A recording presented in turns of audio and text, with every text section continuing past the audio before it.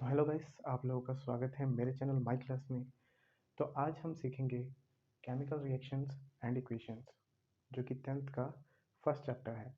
आप इस वीडियो को शुरू से लेकर एंड तक देखिए, आपको ये चैप्टर बिट बाय बिट पूरा क्लियर हो जाएगा। तो चलिए स्टार्ट करते हैं।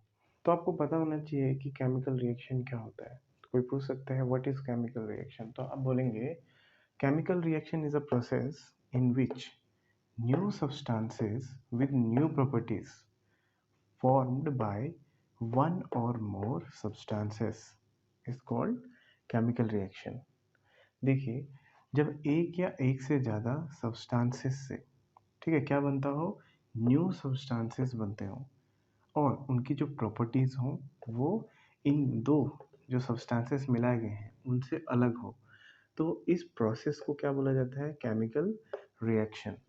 फॉर एग्जाम्पल देखिए, आपका हाइड्रोजन गैस और ऑक्सीजन गैस, इन दोनों की प्रॉपर्टीज़ अलग हैं, ठीक है। जब इनका रिएक्शन होता है तो आपका क्या बनता है, H2O, जिसको हम क्या बोलते हैं, वाटर, ठीक है। तो देखिए, अब जो इस साइड में जो लिखा है, जो आपके लेफ्ट हैंड साइड में लिखा है, इन सब्सटेंसेस को क्या बोला जाता है, रिएक्टेंट, ठीक है। और जो राइट हैंड साइड में जो आपका सब्सटेंस लिखा है उसको बोलते हैं प्रोडक्ट। अगर कोई आपसे पूछ लेगा कि व्हाट आर रिएक्टेंट्स, तो आप बोलेंगे इन chemical reaction the substances which take part are called reactants। अगर कोई आपसे पूछता है कि व्हाट आर प्रोडक्ट्स, तो आप बोलेंगे इन chemical reaction substances which form called product. इसका मतलब ये है, जो रिएक्शन, जो सब्सटेंसेस रिएक्शन में भाग लेते हैं उन्हें रिएक्टेंट कहते हैं, और जो सब्सटेंसेस रिएक्टेंट के दौरान जो बनते हैं, ठीक है, उन्हें हम क्या बोलते हैं, प्रोडक्ट। अभी जैसे एग्जांपल में मैंने बता दिया, आपका जब हाइड्रोजन ऑक्सीजन के साथ मिलेगा तो क्या बनेगा, आपका वाटर। तो आई होप कि आपको केमिकल रिएक्शन पता चल गया हो। तो अब हम सीखेंगे, जब केमिकल चेंजेस जब आता है तो हम कैसे पता लगाते हैं कि केमिकल चेंज हुआ है।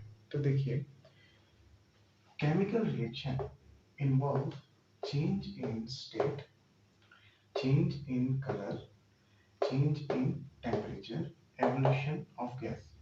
मतलब जब केमिकल रिएक्शन जब होता है तो आपके स्टेट्स में चेंज होते हैं, जैसे लिक्विड से गैस हो जाना या गैस से सॉलिड में चेंज हो जाना। तो वो सब क्या है, आपके चेंज इन स्टेट, या आपके कलर में चेंज आ जाना। जैसे फॉर एग्जांपल देखिए, जैसे अभी आपका कॉपर, वो क्या होता है, ब्राउन। लेकिन जब हम ऑक्सीजन की प्रेजेंस में इसको बर्न करेंगे तो क्या होगा, जो हमें कॉपर ऑक्साइड मिलेगा ना, उसका कलर ब्लैक हो जाएगा। तो आप यहाँ पे क्या देखते हैं कि जो कॉपर का कलर था ब्राउन से ब्लैक हो गया। तो इस तरीके से क्या आया, कलर में चेंज आया। फॉर एग्जांपल आप देख सकते हैं नॉर्मल लाइफ में भी कि जब आप चाय बनाते हैं तो मिल्क का जो कलर होता है पहले वाइट होता है, लेकिन जैसे ही आप उसके अंदर चाय पत्ती डाल देते हैं तो उसका कलर ब्राउन हो जाता है, ठीक है। तो वो एक तरीके से क्या है, चेंज इन कलर है, तो वो भी केमिकल रिएक्शन हुआ वहां पर। अब देखिए, अब क्या आता है, चेंज इन टेम्परेचर। लैब में क्या होता है, जब हम वाटर को, वाटर के अंदर जब एसिड को डालते हैं ना, तो पहले वाटर का टेम्परेचर मान लीजिए 25 डिग्री सेल्सियस था।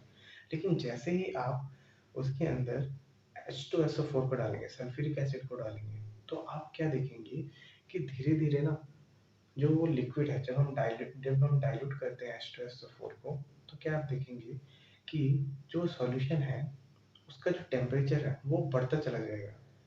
पहले जब डालने से पहले ना तो आपका H2SO4 गर्म होता है और ना ही आपका वाटर, लेकिन जैसे ही आप उसको मिलाते हैं तो क्या होता है, उस टाइम पे जो आपका डाइल्यूशन जब करते हैं ना H2SO4 का, तो आपका जो बीकर है या आपका जो कॉनिकल फ्लास्क है वो अचानक से गर्म होने लग जाता है। तो इससे होता क्या है, चेंज इन टेम्परेचर होता है, ठीक है।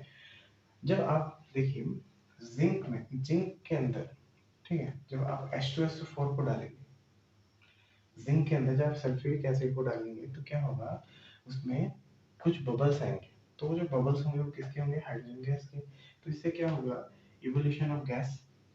ठीक है, और इससे इसमें क्या हो रहा है, इवोल्यूशन ऑफ गैस हो रहा है।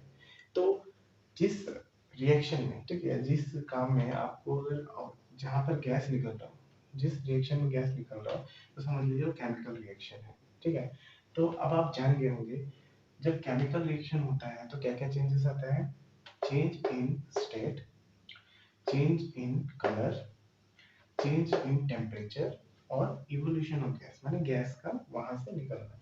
तो क्वेश्चन कोई पूछ सकता है कि जब केमिकल रिएक्शन टेक प्लेस होता है तो क्या क्या इवेंट्स होते हैं या क्या क्या चेंजेस होते हैं, तो आप ये आंसर लिख सकते हैं। तो अभी हम सीखेंगे कि केमिकल रिएक्शंस जो होता है उसको किस प्रकार हम रिप्रेजेंट करें। तो देखिए, केमिकल रिएक्शंस को हम दो तरीके से रिप्रेजेंट कर सकते हैं, एक है वर्ड इक्वेशन और एक है केमिकल इक्वेशन। वर्ड इक्वेशन में होता क्या है, हम एलिमेंट्स को, जो रिएक्टेंट और जो प्रोडक्ट की साइड है उसको हम वर्ड्स का यूज करके हम क्या करते हैं, रिप्रेजेंट करते हैं। ठीक है, फॉर एग्जांपल देखिए, जिंक प्लस सल्फ्यूरिक एसिड, तो क्या बना आपका, जिंक सल्फेट प्लस हाइड्रोजन। तो हमने यहाँ पे क्या किया, इस पूरे जो रिएक्शन हुआ उसको हमने किस में दिखाया, वर्ड में दिखाया। देखिए, यहाँ पे हमने क्या किया, जो रिएक्टेंट साइड था उसको भी हमने वर्ड्स में दिखाया। आपका क्या क्या है रिएक्टेंट, जिंक और सल्फ्यूरिक एसिड। आपके प्रोडक्ट में क्या बना, जिंक सल्फेट, और आपका क्या उसमें प्रोड्यूस हो रहा है, हाइड्रोजन। अब जो दूसरा जो हम रिप्रेजेंट दूसरे तरीके से जो हम रिप्रेजेंट करते हैं वो है आपका केमिकल इक्वेशन, जिसमें हम क्या करते हैं, केमिकल सिंबल्स का हम यूज करते हैं। प्रोडक्ट और रिएक्टेंट्स में जो एलिमेंट्स हैं उनका केमिकल सिंबल का हम यूज करते हैं। और दूसरी इसमें एक और देने वाली बात क्या है कि हम इसमें क्या मेंशन करते हैं, उनकी फिजिकल स्टेट। ठीक है, रिएक्टेंट में जो एलिमेंट्स हैं उनका फिजिकल स्टेट क्या है, जो कंपाउंड्स हैं उनका फिजिकल स्टेट क्या है। तो देखिए, अगर सॉलिड है तो उसके लिए स्मॉल एस का हम यूज करते हैं, लिक्विड है तो उसके लिए स्मॉल एल का यूज करते हैं, गैसियस स्टेट है तो उसके लिए जी का यूज करते हैं, और एक्वेस स्टेट है तो ए क्यू का हम यूज करते हैं। अब देखिए, फॉर एग्जांपल देखिए, अभी यही जो रिएक्शन था ना, जो वर्ड इक्वेशन में लिखा था हमने, जिंक प्लस सल्फ्यूरिक एसिड से क्या बना आपका, जिंक सल्फेट, और क्या बना आपका, हाइड्रोजन। अब उसी प्रकार देखिए, जब हम इसको केमिकल इक्वेशन में, जब सिंबल्स में, केमिकल सिंबल्स में जब हम दिखाएंगे, देखिए जिंक किसमें है, सॉलिड स्टेट में। जब हमने इसके अंदर क्या ऐड किया, सल्फ्यूरिक एसिड, उसका फॉर्मूला क्या होता है, H2SO4, वो किस स्टेट में है, लिक्विड में। तो आपका जो सॉल्यूशन बनेगा वो किस प्रकार का बनेगा, जिंक सल्फेट, देखिए AQ मैंने लिख दिया, और फिर उसमें से बबल्स निकलेंगे, गैस निकलेगा, जो कि किसका होगा, हाइड्रोजन का। देखिए, हमने इस पूरे केमिकल रिएक्शन को केमिकल सिंबल्स में दिखाया। ठीक है, तो इस प्रकार आप समझ गए होंगे कि हम कैसे केमिकल रिएक्शन को रिप्रेजेंट करेंगे, दो प्रकार से, वर्ड इक्वेशन और केमिकल इक्वेशन से। तो अभी आपने सीखा कि हम लोग कैसे केमिकल इक्वेशन को रिप्रेजेंट करते हैं। तो अब हम जानेंगे कि जो केमिकल इक्वेशन है वो कितने प्रकार का होता है। वो दो प्रकार का होता है, एक होता है आपका बैलेंस केमिकल इक्वेशन, और जो सेकंड होता है वो होता है, दूसरा होता है अनबैलेंस्ड केमिकल इक्वेशन। जैसे देखिए, अभी हमने, जब हम वाटर फॉर्म कर रहे थे तो कैसे बनता है वाटर, जब हम हाइड्रोजन गैस को ऑक्सीजन के साथ कंबाइन करते हैं तो हमें क्या मिलता है, H2O, यानी कि हमें क्या मिलेगा, वाटर। ठीक है, लेकिन दिक्कत क्या है कि ये जो रिएक्शन है ना, जो अभी हमने जो लिखा है, इसमें जो एलिमेंट्स आपके रिएक्टेंट साइड है और जो आपका कंपाउंड या एलिमेंट्स प्रोडक्ट साइड है, उन दोनों का अगर आप मास देखेंगे ना, वो इक्वल नहीं है। फॉर एग्जांपल देखिए, अब यहाँ पे हाइड्रोजन कितना है, 2 है, यहाँ पे हाइड्रोजन 2 है। आप बोलेंगे हाइड्रोजन यहाँ पर क्या है, इक्वल मास में है। अब ऑक्सीजन का देखिए, ऑक्सीजन यहाँ पर 2 है, ठीक है। देखिए जो ये नीचे नंबर लिखा होता है ना, जैसे H2 लिखा है, यहाँ पर 2 का मतलब होता है एटम्स, नंबर ऑफ एटम्स। तो यहाँ पर हाइड्रोजन के 2 एटम है और यहाँ पर हाइड्रोजन के 2 एटम है। यहाँ पर ऑक्सीजन के 2 एटम है, लेकिन फर्क पड़ जाता है अभी यहाँ कि यहाँ पर ऑक्सीजन का सिर्फ एक ही एटम है। तो इससे क्या होगा कि ये जो रिएक्शन है वो अनबैलेंस्ड हो जाएगा। अब इसमें आप देख क्या रहे हैं कि इन दोनों में अगर प्लस करेंगे तो कितना आ रहा है, 4 ग्राम। माने मान लीजिए ये 2 ग्राम है और ये 2 ग्राम है, तो दोनों का मिलकर 4 ग्राम। और जब आप इसको मिलेंगे तो क्या निकलेगा आपका, 3 ग्राम। तो आप क्या देखते हैं कि यहाँ पर जो प्रोडक्ट है वो आपका, सॉरी जो रिएक्टेंट है वो आपके प्रोडक्ट से भारी है, आप ये पाएंगे। जब आप देखते हैं कि इस प्रकार का जब रिएक्शन होता है तो उसे हम बोलते हैं अनबैलेंस्ड केमिकल इक्वेशन या स्केलेटल इक्वेशन भी बोलते हैं, ठीक है। तो हमें क्या करना चाहिए, जब हमें अनबैलेंस्ड केमिकल इक्वेशन मिलता है तो हमें उसे बैलेंस करना चाहिए। क्योंकि आपने पढ़ा होगा 9th क्लास में conservation of mass, law of conservation of mass, जिसके तहत हम क्या बोलते हैं, मास can neither be created nor be destroyed. अब देखिए यहाँ पे जब 2 ग्राम और 2 ग्राम जब मिलाएंगे तो हमारा प्रोडक्ट 4 ग्राम का ही बनना चाहिए। क्योंकि जब हम इन दोनों को जब मिलाते हैं ना तो यहाँ पर कोई भी जो एलिमेंट है वो कम नहीं होता, मतलब कम नहीं होता। फॉर एग्जाम्पल देखिए, आपने 2 ग्राम चीनी डाला, ठीक है, और आपने क्या किया, 4 ग्राम पानी डाल दिया। तो जब आपका जो सॉल्यूशन बनेगा वो आपका बनेगा 6 ग्राम। तो इसमें क्या हो रहा है, जितना आपका रिएक्टेंट साइड में जितना मास था उतना ही आपके प्रोडक्ट साइड में बन रहा है कि नहीं। तो इसे हम बोलते हैं law of conservation of mass. लेकिन जब हमने ये रिएक्शन जब लिखा वाटर फॉर्मेशन का, तो हमने क्या देखा, H2 हाइड्रोजन, और जब ऑक्सीजन को जब जोड़ा तो हमने जब जोड़ा तो हमने क्या पाया कि रिएक्टेंट साइड पे 4 ग्राम है और प्रोडक्ट साइड में 3 ग्राम, तो ये बैलेंस नहीं है। अब हमारे पास ये दुविधा है कि इसको बैलेंस कैसे करें। इसका बहुत ही इजी तरीका है, मैं आपको बताता हूँ, ठीक है। आपके बुक में भी दिया है हीट एंड ट्रायल, तो उसी मेथड से हम करेंगे। तो देखिए इसको हम बैलेंस कैसे करें। आप समझ गए होंगे कि जो नेक्स्ट जो टाइप है chemical equation, balance chemical equation है। तो अनबैलेंस को हम बैलेंस करेंगे तो क्या हो जाएगा, बैलेंस केमिकल इक्वेशन। तो इसी इक्वेशन को, केमिकल इक्वेशन को हम क्या करेंगे, बैलेंस करेंगे। तो देखिए आपका है हाइड्रोजन और ऑक्सीजन, और आपका क्या बना है, H2। ध्यान दीजिएगा कैसे हम अब करेंगे। देखिए यहाँ पर H2 है, यहाँ पर भी 2 है, ठीक है। देखिए जाना कैसे है, जब आप इधर से इधर गए, जब आप यहाँ से इस तरफ आएंगे ना तो यहाँ से गिन के इधर जाना है। देखिए कैसे, अब मैं यहाँ से हाइड्रोजन गिन के गया, हाइड्रोजन 2 है तो मेरा हाइड्रोजन 2 है। अब मैं यहाँ से गिन के इधर जाऊंगा तो मेरा अब ऑक्सीजन कितना है, 1 है, लेकिन यहाँ पे ऑक्सीजन 2 है। तब मैं क्या करूंगा, इसको 2 करने के लिए, ठीक है, यहाँ पर अगर कुछ नहीं तो समझ लीजिए 1 है, तो हम क्या करेंगे, इसको 2 करने के लिए इस पूरे को 2 से इंटू करेंगे। क्या करेंगे, इस पूरे कंपाउंड को या इस पूरे प्रोडक्ट साइड को हम 2 से इंटू करेंगे, ठीक है। तो जब आप 2 से इंटू करेंगे तो क्या देखेंगे, आप पाएंगे कि कि यहाँ पर हाइड्रोजन आपका हो गया है 4, ठीक है। अब आपका ऑक्सीजन हो गया है 2, ठीक है। तो अब यही जब आप इधर आए हैं तो इधर गिन के फिर इधर जाना, ठीक है। अब देखिए यहाँ पर ऑक्सीजन हो गया है 2, तो यहाँ पर भी 2 है, ठीक है। अब यहाँ पर हाइड्रोजन देखिए 2 है, लेकिन यहाँ पर 4 है। तो इसको 4 करने के लिए अब मैं क्या करूँगा, इसको मैं 2 से इंटू कर दूंगा, तो 2 2 ज़ा 4। अब देखिए, अब आप जब गिन के देखेंगे ना तो सब सेम निकलेगा। तो पहले इसको अच्छे तरीके से लिख दे, ये है आपका अनबैलेंस्ड केमिकल इक्वेशन। अब हम लिखने जा रहे हैं केमिकल इक्वेशन। तो आप देखेंगे कि हमने अनबैलेंस्ड केमिकल इक्वेशन को बैलेंस में चेंज किया। अब गिन के देखिए, जब इस तरफ लिखा हो किसी भी एलिमेंट के आगे कोई नंबर लिखा हो तो हम क्या करते हैं, जो उसके सब माने जो नीचे की ओर लिखा रहता है, ठीक है, सबस्क्रिप्ट, तो हम क्या करते हैं, इसको इससे इंटू करते हैं, ठीक है, याद रखिए। तो 2 × 2 ये कितना हो गया 4, और आपका जो ऑक्सीजन है वो आपका है 2, ठीक है।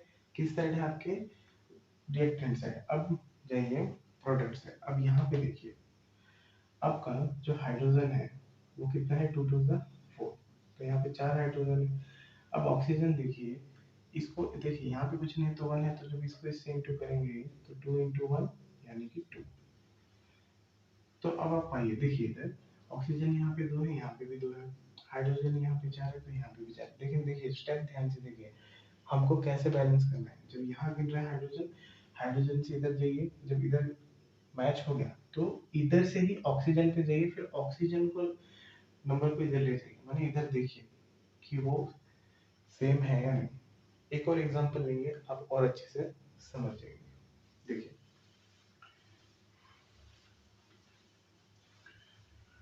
फॉर एग्जांपल, देखिए अभी आपका कॉपर है प्लस ऑक्सीजन, जब इन दोनों का रिएक्शन होगा तो आपका क्या बनेगा, CuO, ठीक है।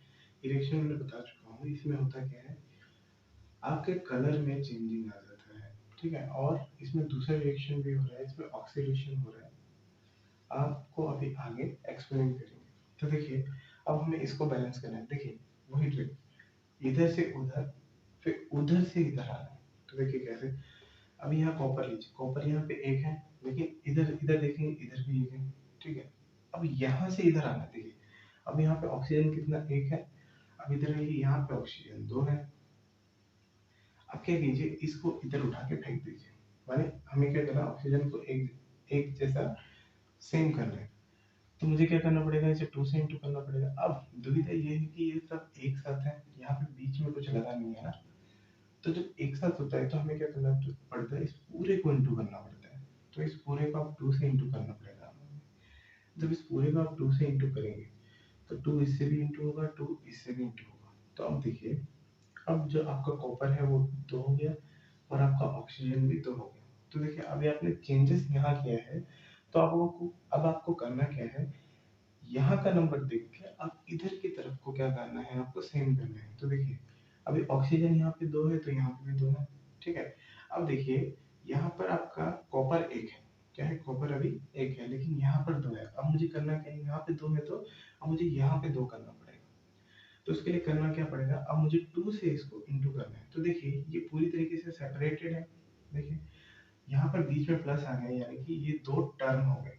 इसमें क्या है, सिर्फ एक ही टर्म था, तो इसीलिए हमें इस पूरे को इंटू करना पड़ा 2 से, ठीक है। अब यहाँ पर हम क्या करेंगे, सिर्फ कॉपर में चेंज लाएंगे, तो इसके लिए हमें क्या करना पड़ेगा, सिर्फ कॉपर को ही 2 से इंटू करना पड़ेगा। तो यहाँ पे 2 कर दीजिए, ठीक है। तो अब आप फाइनल अपना बनाएंगे। देखिए जब आपने लिखा तो क्या बनेगा, 2Cu plus O2 give rise 2CuO, ठीक है। अब हम एक बार काउंट करके देखते हैं, रिएक्टेंट साइड और प्रोडक्ट साइड क्या मास इक्वल हो रहे हैं। तो देखिए यहाँ पर कॉपर 2 है, यहाँ पे भी कॉपर 2 है, 2 2 1 2, ठीक है। यहाँ पे ऑक्सीजन 2 है, अब यहाँ देखिए 2 1 2, ऑक्सीजन भी यहाँ पर 2 है। तो इस तरीके से आपने क्या कर दिया, इसको बैलेंस कर दिया। अब एक और लास्ट हम एक एग्जांपल लेते हैं, जिससे कि आप और अच्छे से समझ पाए। एल्यूमिनियम प्लस, इसे बोलते हैं कार्बोनिक एसिड, ठीक है। तो देखिए एल्यूमिनियम और कार्बोनिक एसिड का जब रिएक्शन होगा तो आपको क्या बनेगा, Al2CO3 का होल थ्राइस प्लस H2। तो अब चलिए हम इसका क्या करेंगे, बैलेंस करने की कोशिश करेंगे। देखिए एल्यूमिनियम आपके रिएक्टेंट साइड में एक है, अब यहाँ पर 2 है, ठीक है। अब मुझे क्या करना है, एल्यूमिनियम को क्या करना है, बैलेंस करना है। तो यहाँ पर 2 हुआ, तो मैं इसको इंटू 2 करूँगा। अब देखिए पूरा क्या है, अलग है इस पूरे से, तो मुझे यहाँ पर 2 लिखना पड़ेगा, ठीक है। यहाँ पे मैं 2 लिख सकता हूँ। अब आगे देखिए, अब यहाँ पे देखिए हाइड्रोजन 2 है, अब यहाँ पे भी देखिए हाइड्रोजन 2 है, तो ये बैलेंस है, हमें छेड़छाड़ करने की जरूरत नहीं है। अब देखिए कुछ फर्क आ जाएगा। अब यहाँ पर ध्यान से देखने पे पता चलेगा कि आपका जो कार्बन है ना वो 3 है। देखिए कोई भी नंबर अगर बाहर होता है ना तो वो इंटू होता है। जैसे देखिए हम अलजेब्रा में करते थे, अगर हमारा x प्लस वाई होता था तो बाहर z होता था, तो हम क्या करते थे, इसको इससे भी इंटू करना पड़ता था और इसको इससे भी, तो हमारा क्या होता था, क्या हो जाता था, X Z plus Z Y. तो उसी प्रकार यहाँ पे होगा, ये सी के यहाँ पे कुछ नहीं लिखा था, 1 होगा, यानी कि ग्रेटर में, तो 3 1 3, तो ये आपका कार्बन यहाँ पर 3 है, लेकिन यहाँ पर देखिए कितना है, यहाँ पर सिर्फ एक कार्बन है। तो हमें क्या करना पड़ेगा, अब इसको 3 के इक्वल करने के लिए हमें इस पूरे को इंटू करना पड़ेगा 3 से, ठीक है। यानी यहाँ पर एक्चुअली हुआ क्या, ये जो सी है ना ये पूरे कंपाउंड के साथ है, हमें क्या करना पड़ेगा, जो भी चेंजेस करना पड़ेगा वो पूरे में चेंजेस करना पड़ता है, ठीक है। तो सी यहाँ पर क्या है, 3 है, ठीक है। तो यहाँ पर क्या है, सी 1 है, तो इसीलिए हमें क्या करना पड़ा, 3 से इसको इंटू करना पड़ा। तो अब देखिए 3 को, अब आप गिनिए ऑक्सीजन के, अब ऑक्सीजन गिनिए, ठीक है। तो ऑक्सीजन कितना रहेगा, 3 3 से, तो फिर जो यहाँ पर नंबर लिखा होता है ना आगे, वो इससे भी इंटू होगा और साथ में इससे भी इंटू होगा, ठीक है। तो जब 3 को 3 से इंटू करेंगे तो 9, अब आपका ऑक्सीजन है यहाँ पे 9, अब यहाँ नहीं है, 3 को जब 3 से इंटू करेंगे तो तब भी आपका ऑक्सीजन कितना देगा, 9, तो ये दोनों बैलेंस हो गए। अब चेंजेस कहाँ पे आ गया, हाइड्रोजन में। तो अब आपका हाइड्रोजन कितना हो गया यहाँ पर, जब 3 को इंटू करोगे 2 से तो 6, हाइड्रोजन यहाँ पर आपका कितना है, 6, लेकिन यहाँ पर कितना है, सिर्फ 2, तो मुझे इससे क्या करना पड़ेगा, 3 से इंटू करना पड़ेगा। अब देखिए यहाँ पर मुझे आगे लिखना पड़ेगा, अब देखिए ये जो हाइड्रोजन है ये आपके इसके अंदर, मैंने यहाँ पर प्लस निशान होने की वजह से मुझे इसको इंडिविजुअली 3 से इंटू करना पड़ा। तो इस तरीके से हम क्या कर सकते हैं, किसी भी अनबैलेंस्ड रिएक्शन को हम बैलेंस कर सकते हैं, ठीक है। आई होप कि आपको ये जो हिट एंड ट्रायल वाला मेथड था आपको समझ में आया होगा। तो आप सीख चुके हैं कि हम लोग किस प्रकार अनबैलेंस्ड केमिकल रिएक्शन को बैलेंस करें। तो अब हम सीखेंगे कि आपके केमिकल रिएक्शन कितने प्रकार के होते हैं। तो चलो देखिए, केमिकल रिएक्शन आपके 5 प्रकार के होते हैं, ठीक है।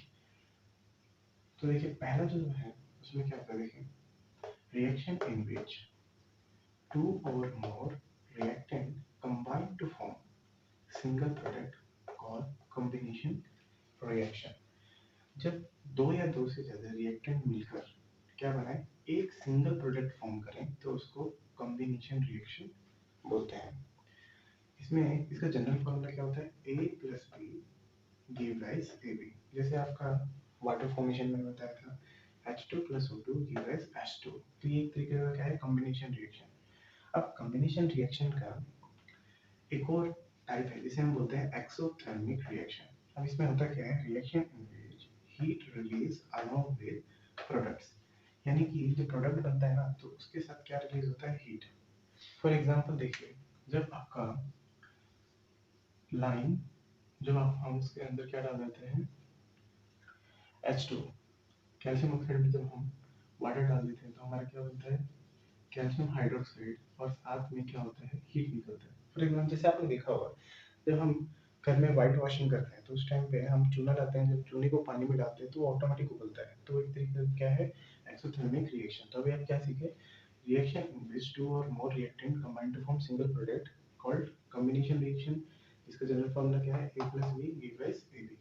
उसी का एक और टाइप है कॉम्बिनेशन रिएक्शन का, वो क्या है, एक्सोथर्मिक। जब आपका प्रोडक्ट के साथ हीट रिलीज हो तो उस ऐसे रिएक्शन को क्या बोलते हैं हम, एक्सोथर्मिक। अब हम दूसरे टाइप के रिएक्शन को पढ़ेंगे, केमिकल रिएक्शन को, वो है reaction in which compound split into 2 or more simple substances called decomposition reaction। अब समझिए, जब आपका रिएक्शन में कंपाउंड रिएक्शन होने के बाद दो या दो से ज्यादा सिंपल सब्सटेंसेस में टूट जाता है तो उसे हम क्या बोलते हैं, डिकम्पोजिशन रिएक्शन, ठीक है। फॉर एग्जांपल देखिए, जैसे आपका है कॉपर ऑक्साइड, ठीक है।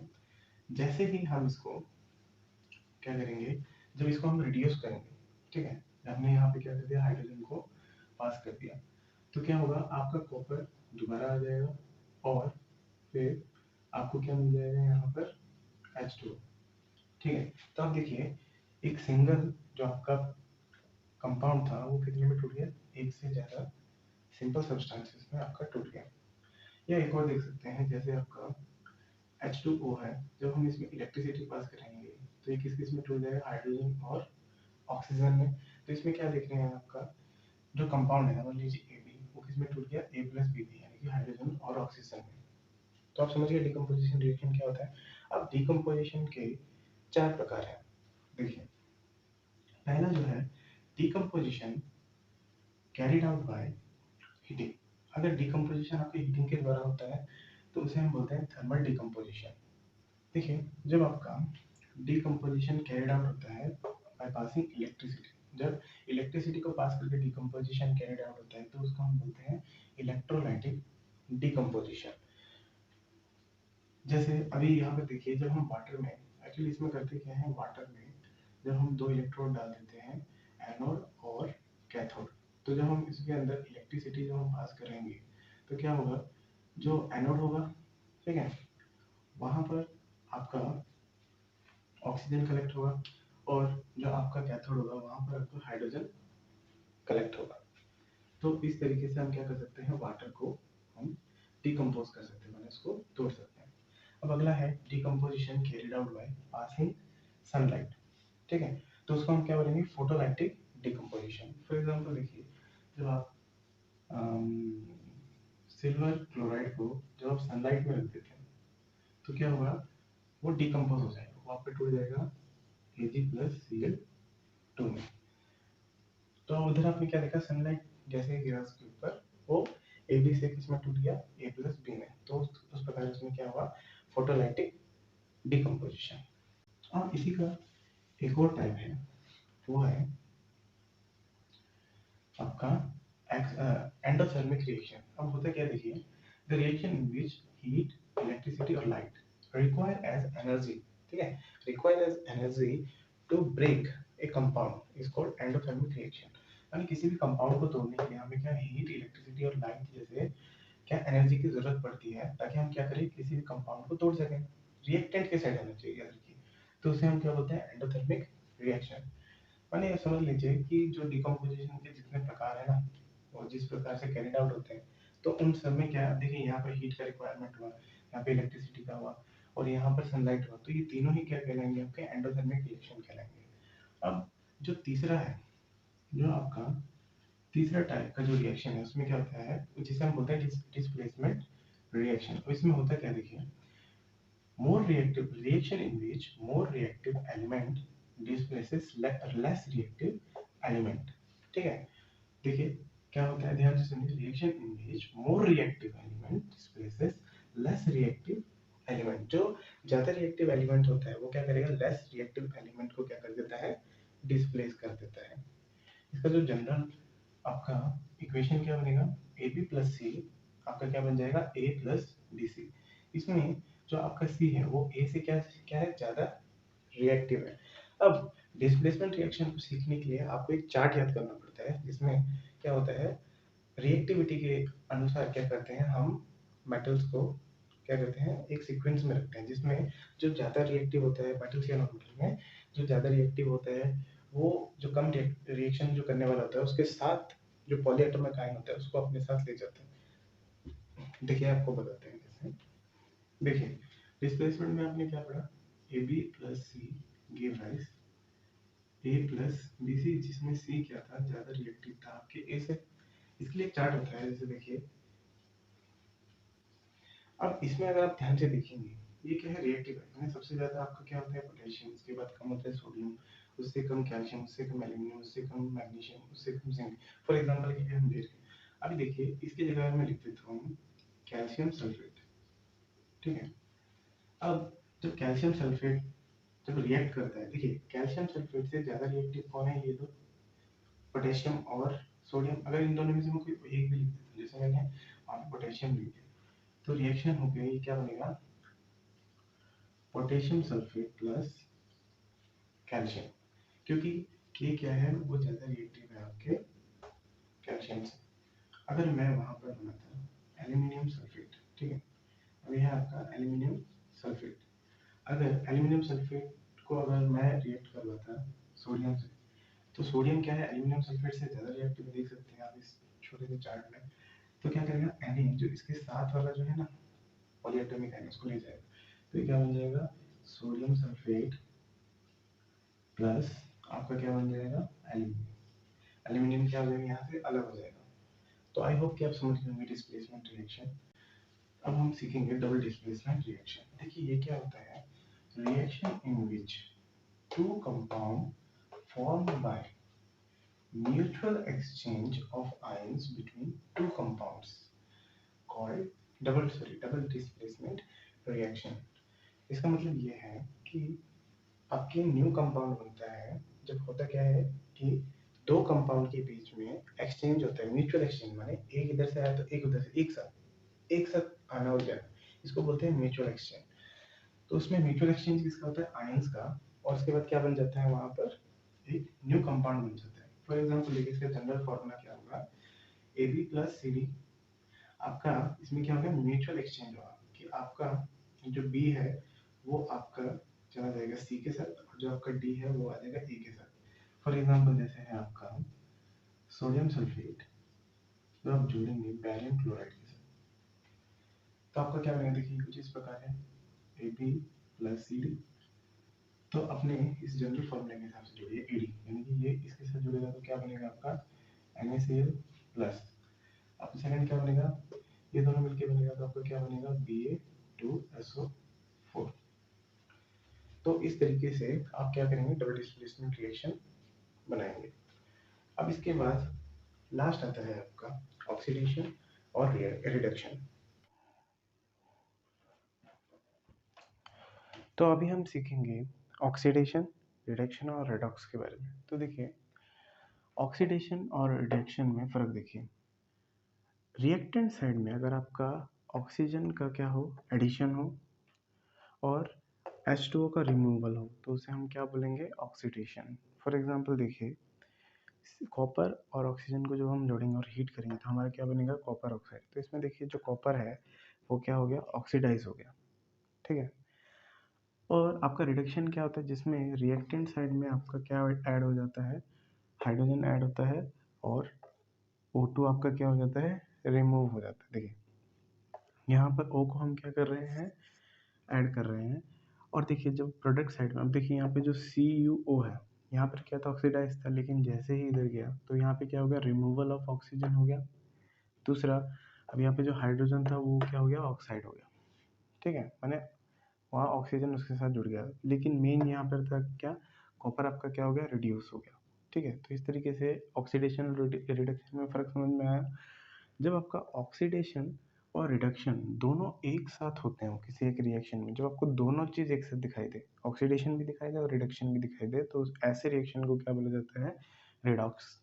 फॉर एग्जांपल देखिए, आपका कॉपर ऑक्साइड है, जब उसके अंदर हम हाइड्रोजन को जोड़ेंगे तो क्या बनेगा हमारा, कॉपर प्लस वाटर। तो देखिए इसमें जो आपका कॉपर ऑक्साइड है उसमें ऑक्सीजन था, प्रोडक्ट साइड में जाते हुए तो ऑक्सीजन उससे हट गया, यानी कि वो रिड्यूस हुआ, ठीक है। अब जो हाइड्रोजन है यहाँ पर क्या, इसके साथ ऑक्सीजन नहीं है, लेकिन जैसे ही प्रोडक्ट साइड में गया तो उसके साथ ऑक्सीजन जुड़ गया, यानी कि आपका हाइड्रोजन क्या हो गया, माने क्या हो गया, हाइड्रोजन का ऑक्सीडेशन हो गया।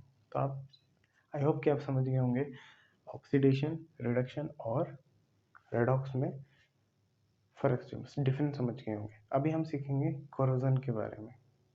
तो देखिए, व्हेन मेटल एक्सपोज टू मा माने M फॉर मॉइस्चर, A माने एयर, और दूसरा A माने एसिड। जब आप मेटल को एयर, मॉइस्चर और एसिड में क्या कर देंगे, एक्सपोज कर देंगे, माने उसको उसके माने इन तीनों के सामने क्या कर देंगे, कांटेक्ट करवा देंगे, तो होगा क्या, कुछ टाइम के बाद उस पर एक हाइड्रेटेड लेयर फॉर्म हो जाएगा मेटल के ऊपर, जो जो हाइड्रेटेड लेयर क्या करेगा, उस मेटल को वीक कर देता है, ठीक है। तो इस प्रोसेस को हम क्या बोलते हैं, कोरोजन। और जिस मेटल के ऊपर ये हाइड्रेटेड लेयर बना है उस मेटल को हम क्या बोलेंगे, कोरोड। तो अब देखें, जब आपके कॉपर के ऊपर, जब कॉपर में कोरोजन होता है तो उसका जो कलर होता है वो होता है ग्रीन, ठीक है। कॉपर ऑक्साइड जो बनता है, कॉपर कार्बोनेट, ये कार्बन से बनता है, ठीक है, याद रखिएगा। इसके बाद आपके जब आयरन पे बनता है तो वो कैसा होता है, ब्राउन, ठीक है, उसका कलर क्या होता है, ब्राउन। जब आपका सिल्वर के ऊपर बनेगा तो सिल्वर के ऊपर आपका ब्लैक कलर का क्या लग जाता है, कोरोजन, माने वो ब्लैक कलर का हो जाता है। तो इस तरीके से अभी आपने सीखा कि कोरोजन क्या होता है, कोरोड मेटल माने क्या होता है, और किस किस मेटल पे किस किस रंग का क्या जड़ता है, कोरोजन। तो अब हम सीखेंगे रेंसिडिटी के बारे में।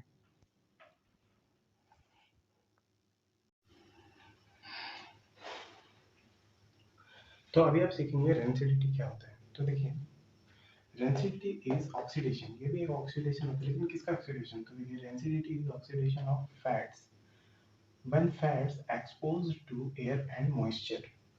जब फैट को आप एयर और मॉइस्चर में क्या कर देते हैं, एक्सपोज कर देते हैं, तो क्या हो जाता है, फैट में ऑक्सीडेशन हो जाता है, जिसकी वजह से होता क्या है, which leads to bad smell and taste, जिसकी वजह से उस सब्सटेंस फैट्स का स्मेल में और टेस्ट में चेंज आ जाता है। तो आई होप कि आपको पता चल गया होगा कि रेंसिडिटी क्या होता है। अब हम सीखेंगे कि हम लोग कैसे मेटल्स को और फैट्स को रेंसिडिटी या कोरोजन से बचाएं। तो देखिए, हम कोरोजन से कैसे बचाएंगे अपने मेटल्स को, पेंट करके, जिससे कि क्या होगा, मेटल का एयर से कांटेक्ट कट हो जाएगा ऑक्सीजन से। दूसरा क्या होगा आपका, इलेक्ट्रोप्लेटिंग। इलेक्ट्रोप्लेटिंग में होता क्या है, हम लोग जो मैंने देखिए, अब आयरन से जो कम रिएक्टिव होगा, अगर आप लिस्ट देखेंगे, यहाँ पे जो देख रहे हैं आप लिस्ट, उसमें देखिए जो आयरन से नीचे आपका क्या आ जाता है, उससे कम रिएक्टिव जिंक होता है, ठीक है।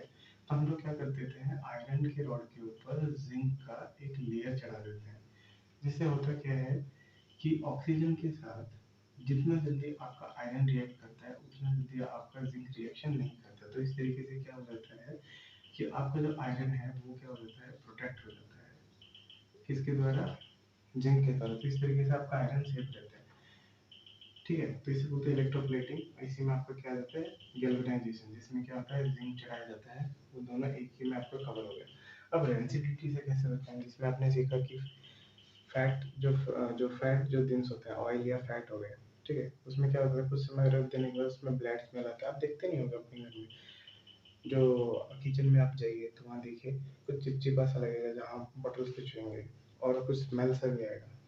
तो इन चीज़ों से कैसे बचाया जा सकता है कि अपने खाने को आप इसमें स्टोर करें, एयर टाइट कंटेनर्स में। दूसरा, आप एंटीऑक्सीडेंट्स का यूज़ कर सकते हैं, जैसे एंटीऑक्सीडेंट जैसे आपका नमक हो गया। देखिए, जब हम अचार बनाते हैं तो नमक डालते हैं बहुत ज़्यादा, या चीनी डालते हैं, ठीक है, या हम बहुत अच्छी तरीके से फ्राई कर देते हैं, जिससे कि मॉइस्चर उड़ जाता है। तो उससे क्या होता है, हम रेसिडिटी से बचा सकते हैं। नाइट्रोजन गैस का यूज़ करके, अब देखिए जैसे आप कुरकुरे खरीदते होंगे या लेस खरीदते होंगे, तो उसमें आप क्या देखेंगे कि वो पूरी तरीके से हवा से भरा होता है, तो वो नॉर्मल हवा नहीं होता, वो नाइट्रोजन से भरा होता है। इसके बाद क्या होता है, रिफ्रिजरेशन। आप नोटिस कीजिए अपने घर में कि कोई भी आप सब्जी बनाते हैं, तो उसको अगर आपको कल खाना है तो आप क्या करते हैं, फ्रिज में रख देते हैं, ताकि वो क्या, उसमें स्मेल ना आए, ठीक है, या उसका टेस्ट खराब ना हो जाए। तो इस तरीके से आप क्या कर रहे हैं, रेंसिडिटी से बचा रहे हैं उसको। तो आप किसका यूज़ करते हैं, रिफ्रिजरेशन का यूज़ करते हैं रेंसिडिटी से बचाने के लिए। तो आई होप कि आपको ये पूरा चैप्टर समझ में आया होगा। अब इसके नेक्स्ट जो पार्ट बनेगा उसमें हम क्या करेंगे, पूरा ब्रीफली जो इसके केमिकल रिएक्शंस हैं और इस चैप्टर के जो क्वेश्चन आंसर्स हैं, उसको हम इसको मैं डिस्क्राइब करूँगा, ठीक है, और हम क्वेश्चंस को सॉल्व करने की कोशिश करेंगे।